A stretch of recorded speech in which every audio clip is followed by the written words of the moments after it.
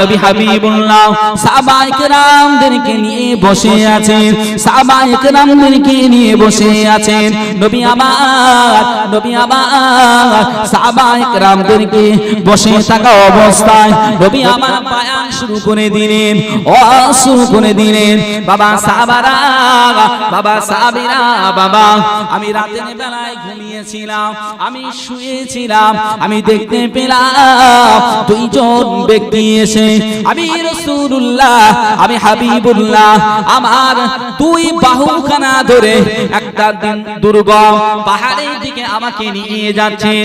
দুর্গম জায়গায়, নিস্তব্ধ জায়গায়, কোনো আওয়াজ নেই, কোনো চেঁচামেচি নেই, এমন নিস্তব্ধ একটা রাস্তা, একটা জায়গায়, একটা স্থানে আমি নবী আমাকে সেই জায়গাতে নিয়ে যাওয়া হলো।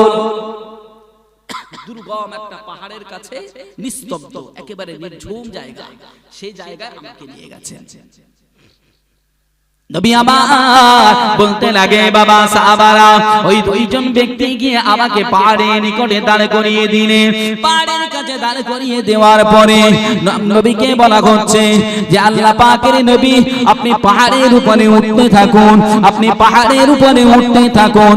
নবী আমার বলতে লাগে, ও আল্লাহ পাকের ফেরেশতা আমি তো পাহাড়ে উঠতে পারবো না, আমি বড় দুর্বল, আমি বড় কমজোর, আমি পাহাড়ে ওঠার মতো ক্ষমতা আমার নাই, এর সাহসে তাকাত আমার নাই, আমি কেমন ভাবে কষ্ট করে এই কষ্টদায়ক পাহাড়ে আমি উঠতে পারি, আমি উঠতে পারবো না।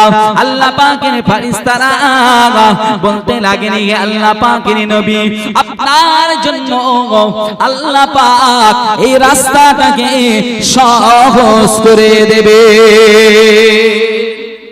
নবী আপনি উঠতে থাকুন, আল্লাহ পাক আপনার জন্য সহজ করে দেবে। বলেন সুবহানাল্লাহ।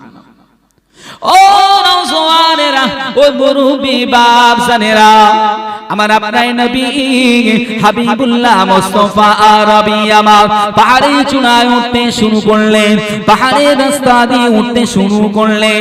নবী আমার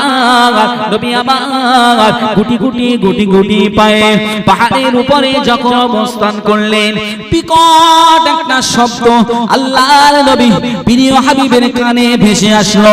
নবী আমার আওয়াজটা পাওয়ার সাথে সাথে নবী আমার চমকে গেলেন, নবী আমার ভয় পেয়ে গেলেন, নবী আমার ভিতর সন্তুষ্ট হয়ে পড়লেন। এত বিকট আওয়াজটা কিসের আছে? নবী আমার আর এগিয়ে গেলেন না। ও নওজওয়ানেরা, ও মুরব্বি বাপজানেরা, আমার আপনার নবী হাবিবুল্লাহ মুস্তাফা আরবি আমার